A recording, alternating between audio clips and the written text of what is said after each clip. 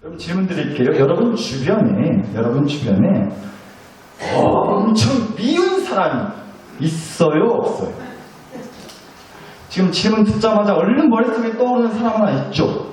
그 사람이 미운 사람이에요.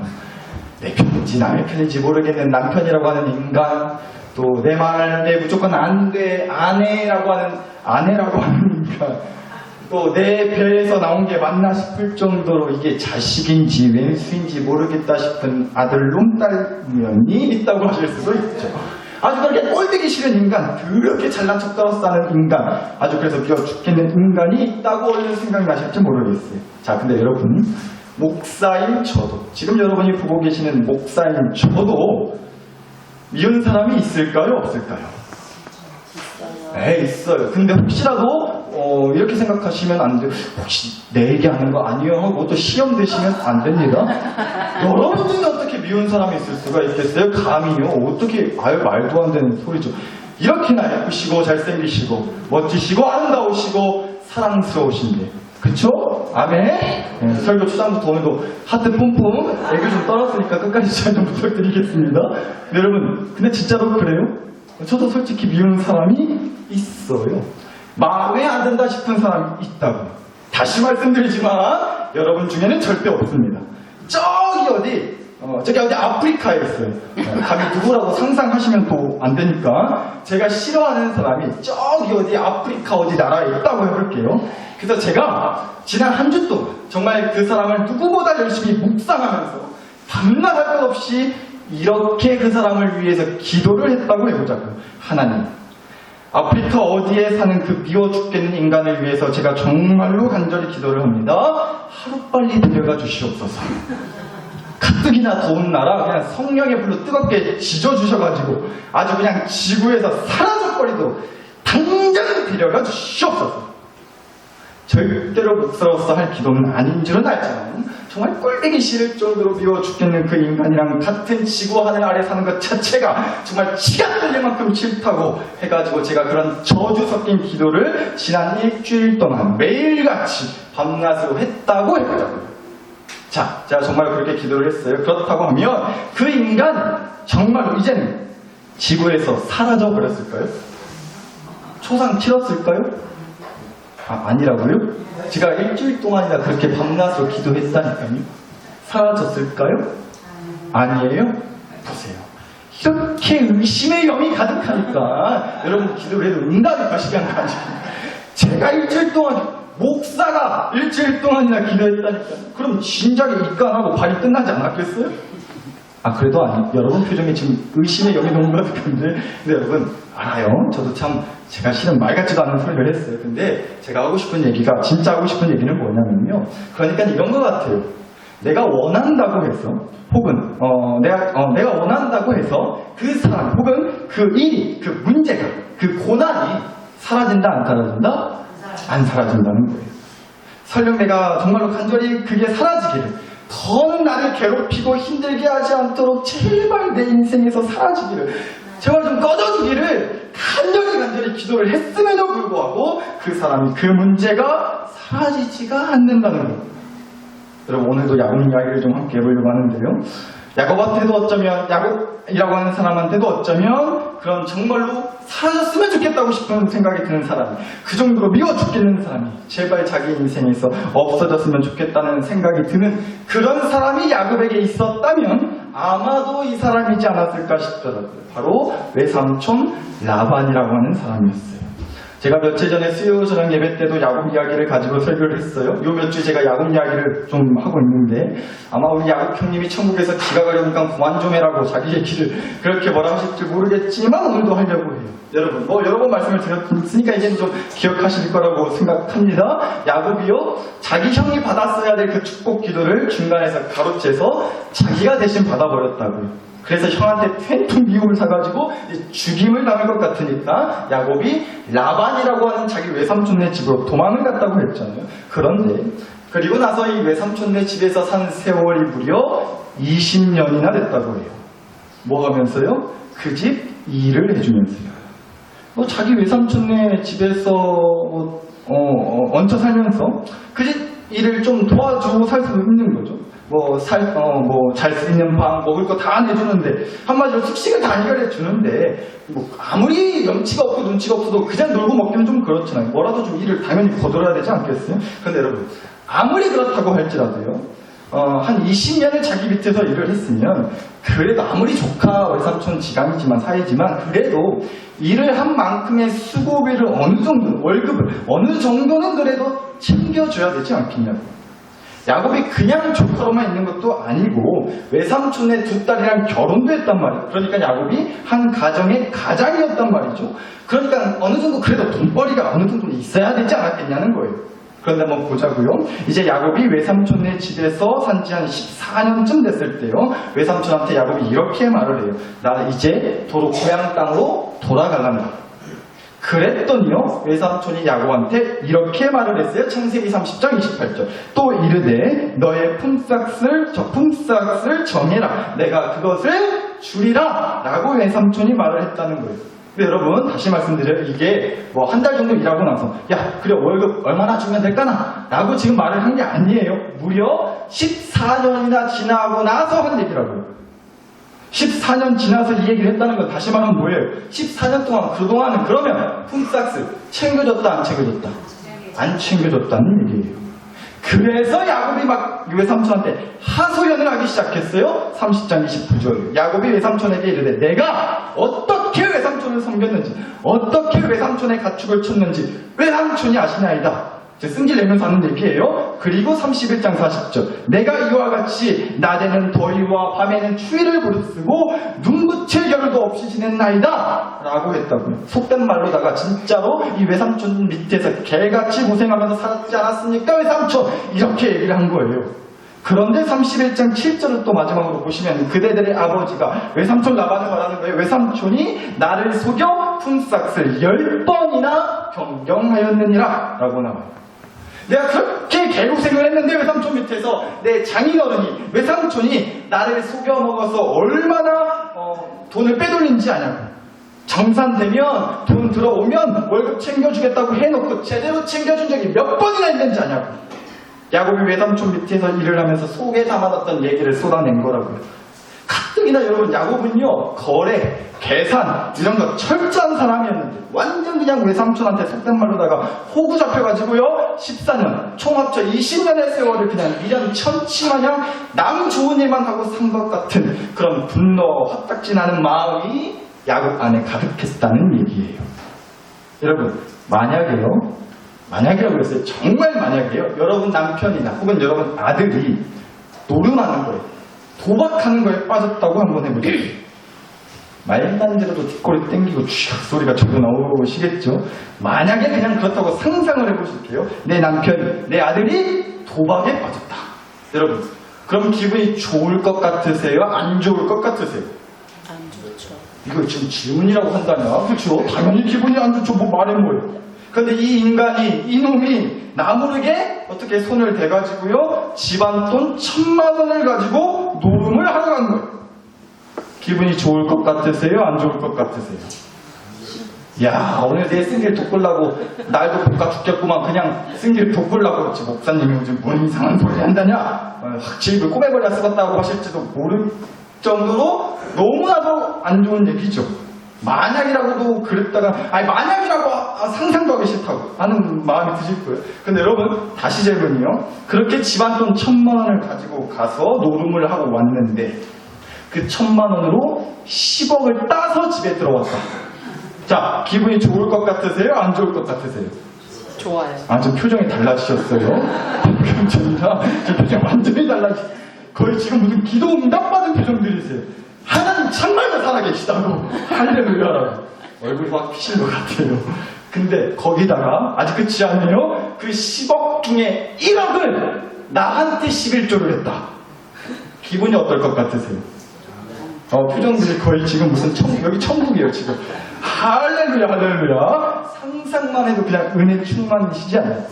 노름을 하러 가가지고 10억을 따왔는데 나한테 1억을 11조 했다. 그러면요, 여러분 아마 그러실 거예요. 주일날 교회 와서 무슨 설교를 들어도 기분이 좋아가지고 아멘 아멘 할렐루야 하실지 모르겠어요.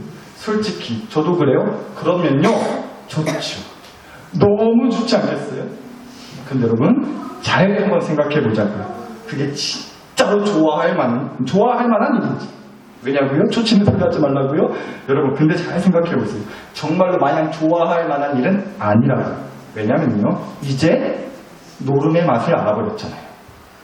1,000만 원을 가지고 10억을 따는 놀라운 기적을 체험하고 났으니 그 은혜를 한 번 더 누리고 싶어서 나한테 준 1억 떼고 나머지 9억 가지고 또 노름하러 갈까요? 안 갈까요? 가요. 가지 않겠어요? 꽤 좀 날려먹으신 것 같은데. 그리고 가서 9억 다 날려먹고 올 수도 있다고. 그리고 심지어는 나한테 뗐던 11조 뗐던 1억까지 어떻게든 도로 뺏어가지고 그 돈마저 홀라당 까먹고 오지 않겠냐는 거예요. 그렇게 패가 망신하게 되는 거죠. 도박이 사람을 그렇게 미치게 만든다고요. 그러니까 혹시라도 도박해서 돈 땄다고 마냥 좋아할 일이 아니겠다는 거예요. 근데 여러분, 제가 야곱 이야기하다 갑자기 왜 도박 이야기냐? 여러분, 저는 야곱이 마치 그런 도박 같은 인생처럼 보이더라고요. 여러분, 저는 뭐 도박을 한 번도 안 해봐가지고 믿어주세요. 한 번도 안 해봤어요. 표정들이 참 좋아하게 생겼다 하는 표정이신 것 같은데, 한 가지 말씀드릴게요. 나중에라도 복음성가 시간에 박수 칠 때 이렇게 박수 치는 분들은 100%예요. 타짜. 잘 보세요. 여튼간에 저는 아니라고요. 여튼간에 도박은 그런 거 아니냐고요. 한 방을 노리는 심리. 이번 한 방이면 여태 잃은 거 다 안해할 수 있다. 이 희망, 이 한 방을 노리는 심리로 하는 거 아니에요. 그런데 야곱이 그랬던 것 같아요. 인생에 늘 도박을 걸었던 사람이 야곱이에요. 엄마 뱃속에서부터 내가 형보다 먼저 이 뱃속을 나가면 내 인생 핀다. 한 방을 노렸다고요. 내가 아버지한테 축복기도 받으면 내 인생 언제나 은혜 충만이다. 이 한 방을 노린 사람이었단 말이에요. 그 한 방을 노리던 야곱이요, 형한테 또 팥죽 한 그릇에 축복 기도를 받는 기회를 얻어내는 그런 또 도박을 했단 말이에요. 나이 들어서 앞이 거의 잘 보이지 않는 아버지한테 형인 것처럼 목소리 흉내내고 형인 것처럼 몸에 털도 붙여서 아버지를 속이는 도박도 했단 말이에요, 야곱. 또 그렇게 해서 축복 기도를 기어코 얻어냈어요. 그토록 원하던 인생의 한 방을 여러분의 도박 끝에 드디어 따냈단 말이에요. 여기까지는 좋아요. 그런데 그리고 나서 어땠어요? 자기가 오히려 외삼촌한테 크게 한 방 먹었단 말이에요. 14년을 죽어가려는데 제대로 된 보상을 받지 못했다고. 그런데 여러분, 그런 야곱의 인생을 보면서 참 우리의 인생과 크게 다르지 않다는 생각이 들더라고요. 우리도 그렇지 않아요? 저와 여러분 모두 지금 도박판에 들어온 거예요. 무슨 도박이요? 하나님을 믿는 도박이요. 내가 하나님 믿는 거에 내 인생 올인하려다고. 하나님의 한 방을 믿고 내 믿음, 내 소망 하나님한테 전부 다 우리 판돈 걸어보겠다고 하면서 우리가 여기까지 왔어요. 그런데 어때요? 하나님한테 때로는 한 방을, 그것도 시계 한 방을 얻어 만든 것 같은, 쥐어 터진 것만 같은 느낌이 들 때가 있다 없다? 있다고요. 많다졌다? 많단 말이에요. 우리도 야곱처럼 그래도 열심히 살아보겠다고 남 밑에서 나름 열심히 일하고요. 내가 해야 될 거 하기 싫어도 그에 따른 보상과 열매를 기대하면서 꾹 참고 살아간단 말이죠. 그런데 어때요? 억울하게 받을 거 못 받기도 하고요. 나는 그래도 좋은 마음으로 해줬는데 내 그 좋은 마음, 선한 마음을 단물처럼 쏙 빨아먹기만 하고요. 이용만 하고 그 다음에 나몰라라 하는 그런 썩을 인간들 때문에 마음고생도 하게 될 때 있죠. 이렇게 하면 이렇게 될 거라 하는 기대와 바람이 너무나 허무할 정도로 돌아오는 결과가 형편이 없고 그냥 사는 꼬라지가 이게 뭐냐고 싶은 마음이 들 때가 있지 않냐는 거예요. 근데 여러분, 그런 와중에 우리의 화딱지를, 우리의 쓴 일을 더 돋구는 거, 화딱지나게 만드는 건 뭐예요? 그런 쓰라린 상처들, 상황들이 하나님께 내 믿음을 도박으로 걸었던 열심에 대한 배신으로 느껴질 때 더 괴로워지는 거죠. 하나님한테 내가 이렇게 믿음으로 도박하고 믿음을 걸었는데 돌아오는 결과가 그럴 때 하나님한테 배신당한 느낌이 든다면 더 괴로움이 밀려온다는 거예요.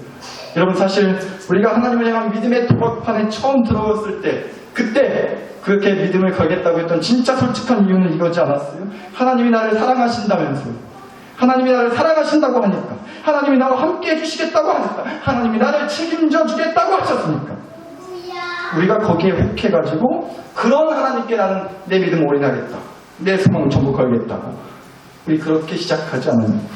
그런데 그렇게 믿었던 하나님한테 세게 뒤통수 얻어맞고 완전 믿음이라는 판돈 다 꼬라박아서 털리고 개털됐다 싶은 마음에 그만 믿음의 화투판을 확 엎어버리고 싶은 마음이 들 때가 있다는 거죠. 그런데 여러분 야곱도 그랬을 것 같다는 거예요. 여러분 야곱은요 다름 아닌 아브라함, 이삭의 뒤를 이어서 그 다음으로 이어지는 하나님의 축복을 직통으로 받은 사람의 계보에 있던 사람이었어요. 쌍둥이 형한테 미움을 사가지고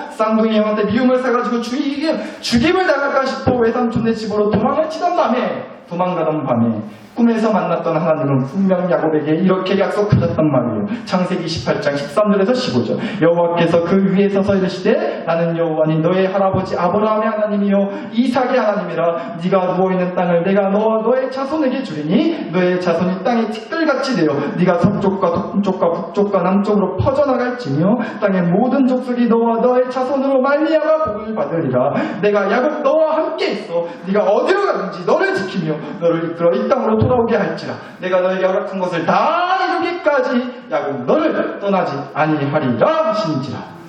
보세요. 하나님은 분명 야곱한테 약속하셨단 말이에요. 많은 땅을 약속하셨어요. 많은 자손을 약속하셨어요. 그리고 어디를 가든 떠나지 않겠다고 함께 해주겠노라고 약속하셨단 말이에요. 항상 지켜주겠다고 하셨다고요. 그리고 야곱을 이끌어서 결국은 고향 땅으로 돌아올 수 있게 해주시겠다고 분명 약속하셨단 말이에요. 그런데 그리고 나서 고향 땅으로 돌아오는데 그게 20년이나 걸렸단 말이죠. 그 20년의 세월 동안 외삼촌한테 다른 남도 아니고 자기 외삼촌한테 사기격은 당했고요. 야곱은 직살나기 일한 거에 대한 보상도 사기맞듯이 거의 받지 못하는 그런 일을 당하면서 살았단 말이에요. 20년 동안. 이럴 것 같으면 뭐하러 지켜주겠다고 하시는 거죠? 이게 뭐가 하나님이 함께 주시는 거예요? 죄송합니다. 이해하고 들어주세요. 하나님이야말로 정말 사기꾼이신 거예요.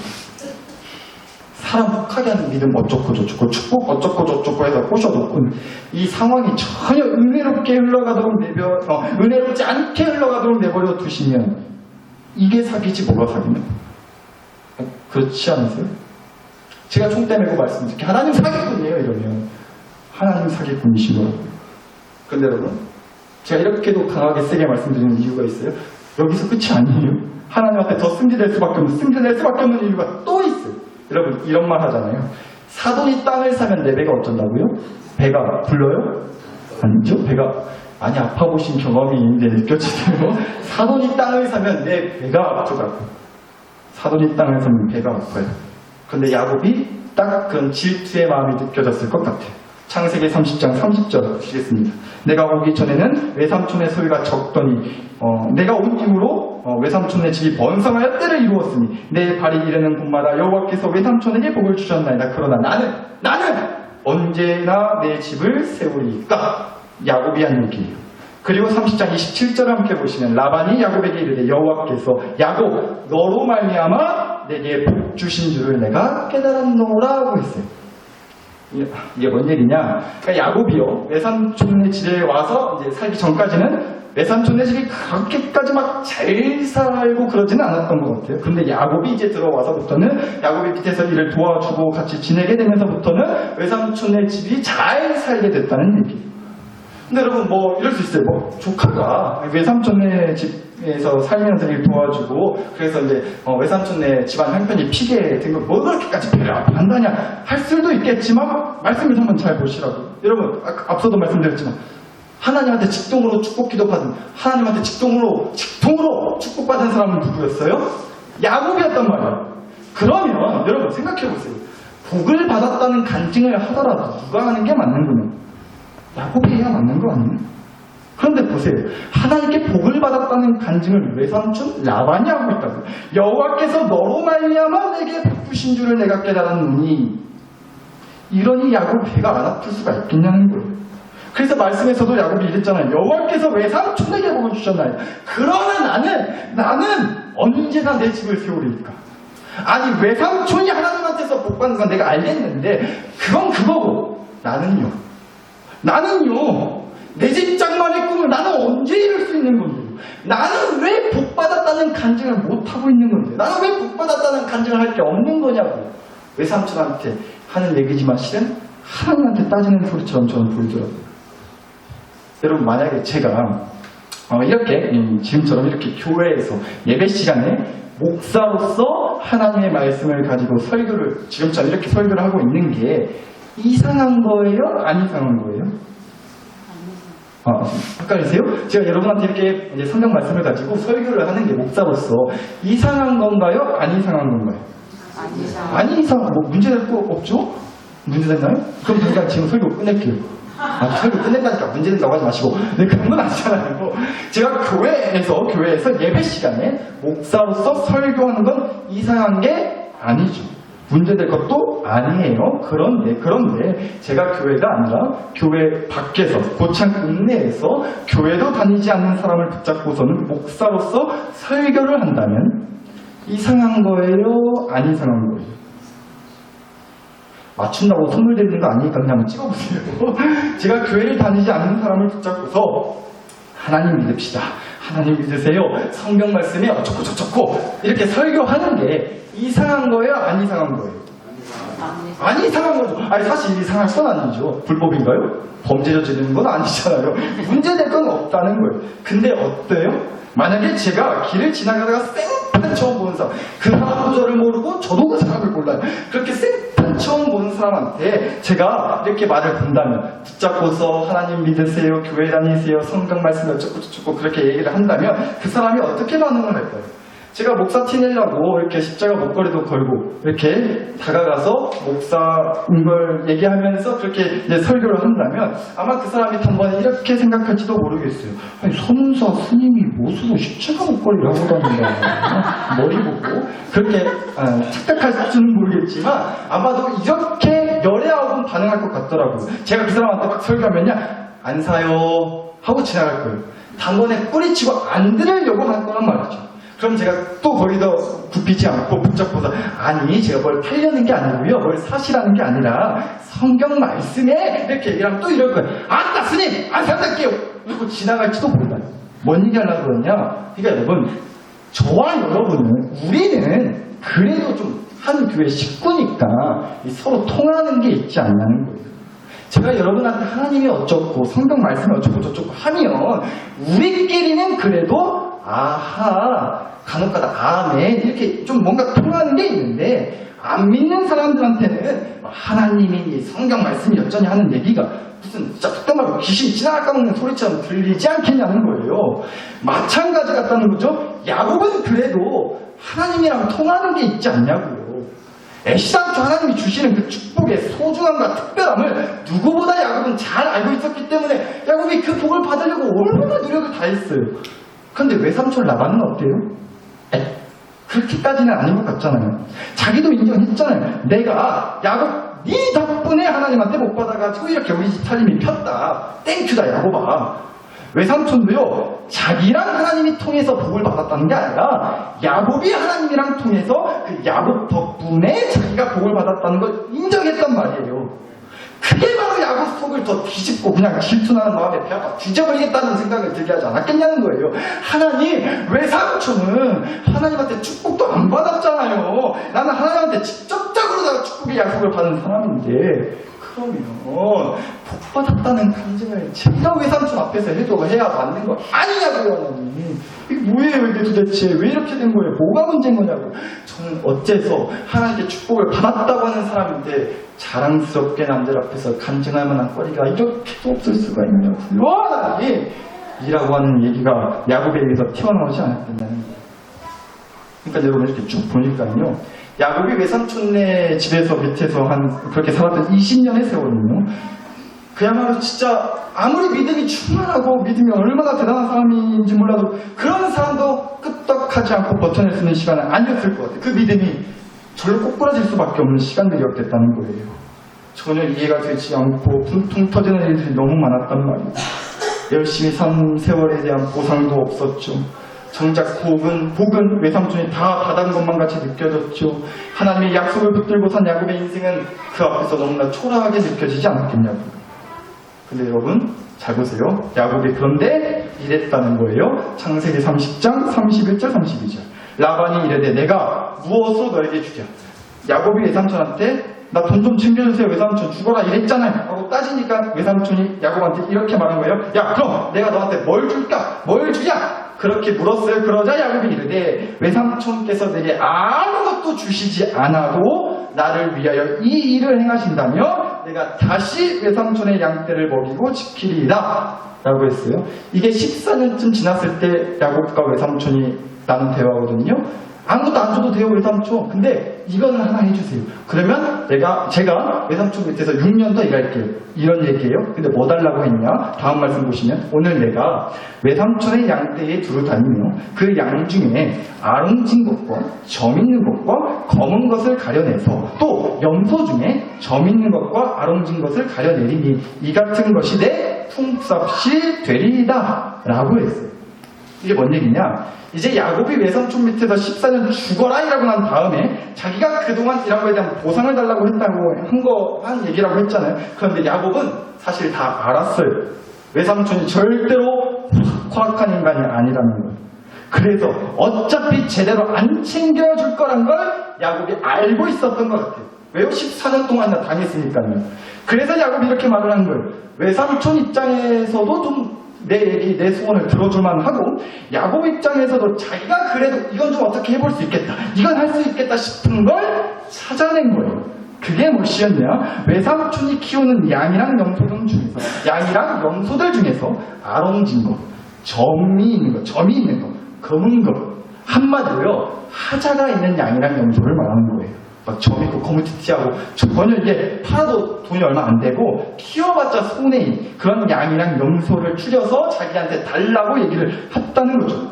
그런데 이 징글징글한 외삼촌이 그것도 아까워가지고요 가리고 가려서 그 중에서 또 가리고 가려서 야곱한테 제일 상태가 안 좋은 양이랑 염소를 조금 줬다고 성경 말씀에 나와요. 시간상 그건 찾아보지 않겠는데 여튼 그렇게 나옵니다. 그런데 야곱이요 그렇게 받은 양이랑 염소를 가지고 열심을 다해서 살아요. 또 6년 동안요. 그렇게 20년을 지었어요. 그 6년의 세월 동안요, 야곱이요, 자기가 할 수 있는 최선을 다해서 머리를 짜내고 방법을 생각해내고 그걸 또 행동으로 옮겨서요, 상태가 좋지 않은 양과 염소들 사이에서도 좋은 양, 좋은 튼튼한 염소를 키워내게 돼요. 말씀에 다 나오는데 시간상 보진 않겠습니다. 근데 이 말씀 한 점만 볼게요. 창세기 30장 43절입니다. 이에 그 사람이 야곱이 매우 번창하여 양떼와 노비와 낙타와 나귀가 많았더라고 나와요. 그러니까 결론적으로 뭔 얘기냐? 여러분, 야곱의 상황과 현실은 절대로 쉽지 않았다는 거예요. 도망쳐서 들어간 외삼촌네 집에서 뭐가 얼마나 좋고 편했겠어요. 남의 집에서 얹혀 사는 게. 그런데 그렇게 불편하게 산 14년 세월도 마냥 행복하다고 하나님한테서 축복의 약속을 받은 사람이라고 하는 게 민망하고 뻘쭘할 정도로 온갖 고생은 당하면서 행복이라는 먼 사람처럼 그렇게 14년 세월 살았단 말이에요. 고생한 거에 대한 보상도 받지 못하고 열매도 없이요. 그런데 여러분, 야곱은요 그럼에도 자기가 뭘 할 수 있는지를 생각했다는 거예요. 그리고 그걸 했다는 거예요. 의지를 가지고 행동을 했다고. 그리고 결과를 만들어낸 거예요. 야곱은 그렇게 악착같이. 그럼 질문해봐야죠. 도대체 그 힘이 어디서 났을까? 야곱은 어디서 힘이 나서 그럴 수 있었을까? 14년을 당했는데 그 질문 앞에 주신 답이 오늘 주신 말씀이었어요. 창세기 31장 42절 다시 봅니다. 우리 아버지의 하나님, 아브라함의 하나님, 이삭이 경외하는 이가 나와 함께 계시지 아니하셨더라면 외삼촌께서 이제 나를 빈손으로 돌려보내셨으리다마는 하나님이 내 고난과 내 손의 수고를 보시고 어젯밤에 외삼촌을 책망하셨나이다 라고 했어요. 사나설 교식그 야곱한테는 하나님이 있었다는 거예요. 아멘. 외삼촌은 자기 손이 빈손이 되게 했지만 14년 동안이나요 하나님은 자기 손을 잡아주고 계셨다는 거예요. 야곱은 그걸 믿었다고. 14년 동안 하나님이 자기 손을 잡아주셨다는 걸 야곱은 그래도 믿었다고요. 아멘. 근데 여러분, 저는 이게 이렇게 다가오더라고요. 하나님이 나와 함께 하신다는 건 나를 괴롭히는 사람, 나를 힘들게 하는 고난들, 걱정들, 아픔들이 사라지게 해준다는 게 아니라 귀엽고 살아가지게 해준다는 겁니다. 하나님이 나와 함께 해주신다는 것. 여러분, 상황이 이런데 돌아가는 꼬라지가 영 별론데 계속해서 나를 괴롭히고 흔드는 것들이 사라지지가 않는데 어떻게 맨날 믿음이 훌륭할 수가 있겠어요? 어떻게 맨날 믿음이 좋아요? 그런데도 어떻게 믿음할 수가 있겠냐? 아니, 솔직히 그렇잖아요. 근데 그렇다고 해서 그러니까 믿지 말고 삽시다 라는 얘기는 아니에요. 드리고 싶은 말씀은 이거예요. 그럼에도 살자는 거예요. 살아내자는 거예요. 그럼에도 기어코 살아내기. 그 와중에도 내가 할 수 있는 무언가를 찾아서 기어코 악착같이 버텨내보기. 여러분, 우리가 그렇게 살아가다 보면 정말 어느 순간 이 깨달음이 반드시 주어질 거라고 믿습니다. 아, 하나님이 나를 기어코 살게 하셨구나. 힘듦과 아픔과 슬픔이 사라지지는 않았지만 그럼에도 사라지게 살아갈 수 있도록 함께 하셨구나. 이 깨달음이 부디 저와 여러분에게 주어지는 그날이 반드시 올 수 있기를 간절히 축복합니다. 따라서 이 시간 함께 기도하시겠는데요. 우리 이 기도하시길. 하나님, 제발 사라졌으면 좋겠습니다. 나를 괴롭히고 나를 힘들게 하는 문제들, 아픔들, 고난들, 사람들, 일들, 말들 제발 좀 사라지게 해주세요. 그런데 더 간절하게 바라는 것은 그것들이 설령 사라지지 않더라도 기어코 사라지게, 살아내지게 해주세요. 그럴 수 있도록 제가 할 수 있는 아주 작은 것들을 그럼에도 찾아내고 그것들을 할 수 있게 해주세요. 그래서 결국 하나님이 나를 사라지게, 살아나게 하셨다라는 것을 깨닫는 그날이 반드시 올 수 있게 하여 주시옵소서. 우리 다 함께 주 한번 부르고 간절히 이 기도 함께 올려드리겠습니다. 주